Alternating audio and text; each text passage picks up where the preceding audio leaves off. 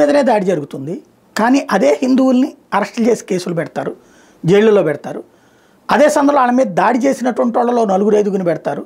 వాళ్ళకి సంబంధించి తొందరగా బెయిల్ వస్తుంది, వీళ్ళకి మాత్రం ఏళ్ల తరబడి బెయిల్ రాదు, లేదా నెలల తరబడి బెయిల్ రాదు. అదే సందర్భంలో హిందువుల మీద దాడి చేసిన తర్వాతన హిందువులు నిలతీయకుండా ఉండటం కోసం కర్ఫ్యూల పేరుతో దశాబ్దాల తరబడి దశాబ్దాల తరబడి అక్కడ కర్ఫ్యూలు పెట్టిన ప్రతి చోట కూడా మైనారిటీలకి సంబంధించిన అనుకూలంగానే వ్యవహారం నడిపింది కాంగ్రెస్ పార్టీ. నిన్న నాగపూర్లో జరిగిన తర్వాతన ఎంత వేగంగా అక్కడ పరిస్థితులు దారిలోకి తెచ్చింది మహారాష్ట్ర ప్రభుత్వం.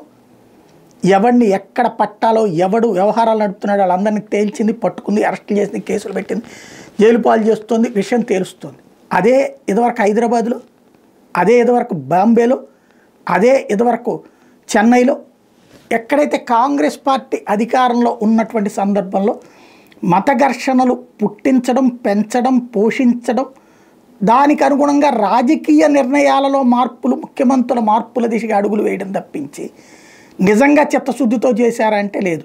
నిన్న నాగపూర్ ఇన్సిడెంట్ చూస్తే అదే అనిపించింది. కాంగ్రెస్ కనుక అధికారంలో ఉండుంటే అసలు ఆ హిందువులు అన్యాయానికి గురైన హిందువుల పరిస్థితి మరింతగా ఎలా ఉండేది, వాళ్ళు కేసు పెట్టడానికి వస్తే వాళ్ళ మీదనే కేసులు పెట్టేటటువంటి పరిస్థితి ఉండేది అన్నదే అనిపించింది.